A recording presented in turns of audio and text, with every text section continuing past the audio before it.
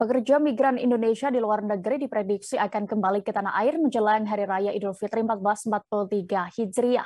Mereka terdiri dari belasan ribu PMI yang tersebar di 24 negara penempatan. Hal itu disampaikan oleh Badan Pelindungan Pekerja Migran Indonesia.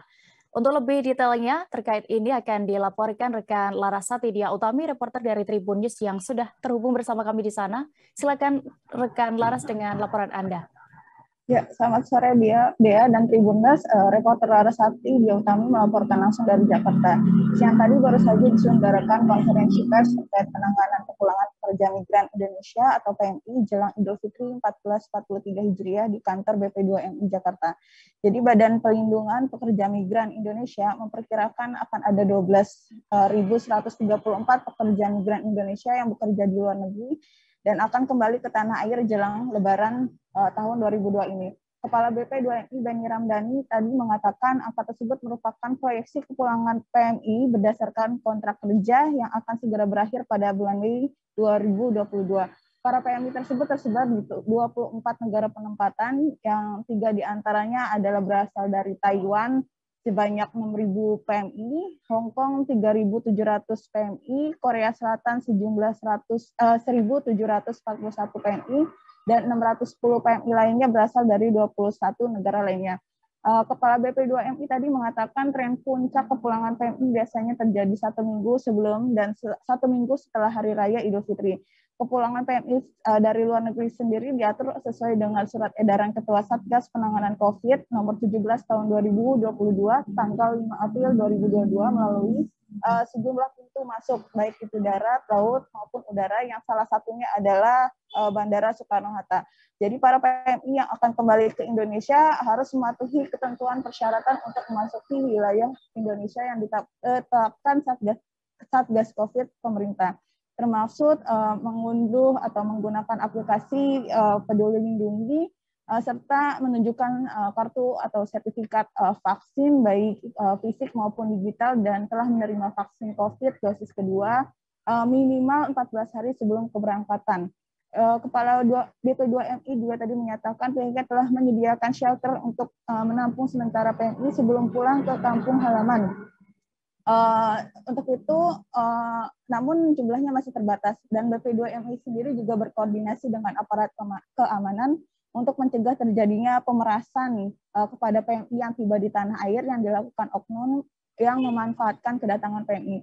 BP2MI sendiri telah menyiapkan petugas di 23 UPT BP2MI di bandara dan pelabuhan dengan menerapkan protokol kesehatan yang bekerja 3 shift untuk memantau kepulangan PMI. Kepala BP2MI mengatakan terkait informasi kepulangan para PMI tersebut, BP2MI terus melakukan koordinasi dengan Kementerian Luar Negeri melalui perwakilan RI. Baik, Tribuners, berikut kami tampilkan keterangan dari Kepala BP2MI Beni Ramdhani selengkapnya. Lihat dari tahun ke tahun, tren puncak kepulangan menjelang Idul Fitri itu biasanya 1 minggu ya sebelum Idul Fitri dan juga 1 minggu setelah Idul Fitri. Maka tepat minggu ini adalah minggu yang memang harus diantisipasi terkait peningkatan angka kepulangan yang pasti sangat tinggi dan juga 1 minggu setelah ya, Idul Fitri. Sehingga itulah ini bukan hal yang baru sebetulnya. Jadi setiap tahun kami menangani kepulangan, tapi secara spesifik tentu karena ini menghadapi hari Idul Fitri, maka kami harus intensif mengkoordinasikan dengan berbagai pihak stakeholder dalam hal ini. Termasuk misalnya tadi terkait shelter. Kedua, moda transportasi bagi mereka untuk mereka kembali, apakah moda transportasi darat, laut maupun udara, itu yang harus dipastikan bahwa tersedia. Ketiga, kami juga ingin memastikan bahwa harga terjangkau, tidak ada permainan-permainan harga di lapangan. Kemudian bagaimana juga mereka tiba di bandara. Jadi selalu ada upaya oknum-oknum tertentu yang ingin memanfaatkan kedatangan PMI. Mereka menjadi objek pemerasan dan sebagainya. Mereka kadang-kadang digiring untuk naik kendaraan-kendaraan tertentu dengan harga mahal. Nah, ini yang terus kita awasi, sehingga kita juga berkoordinasi dengan seluruh aparat keamanan di setiap pintu masuk darat, laut, udara, agar tidak ada upaya-upaya pemerasan kepada PMI, tidak ada upaya-upaya mereka ya menjadi korban dari calo-calo tertentu, calo yang terkait moda transportasi darat, laut, dan udara, termasuk keamanan mereka. Pertama, untuk jumlah sebagaimana yang disebutkan tadi terkait kepulangan di bulan Mei 2022 12.134.